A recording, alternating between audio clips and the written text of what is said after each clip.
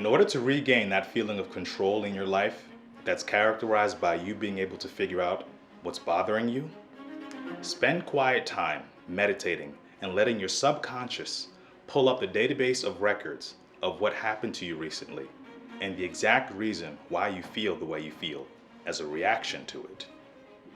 Your subconscious is a beautiful thing because it remembers everything that ever happened to you, even though your conscious mind does not. When your subconscious mind reveals why you feel the way you feel, you can choose to talk to someone about it, someone who's trained to recognize patterns and meanings of subconscious thought. Another alternative is to journal about it. Just as your body eliminates waste, your mind must eliminate waste as well. A good way to do this is by writing down any stored negative energy in order to release it and maintain an overall state of internal health. Convert the trapped negative energy stored from subconscious thoughts into a physical form that can now be literally disposed of and removed from your life.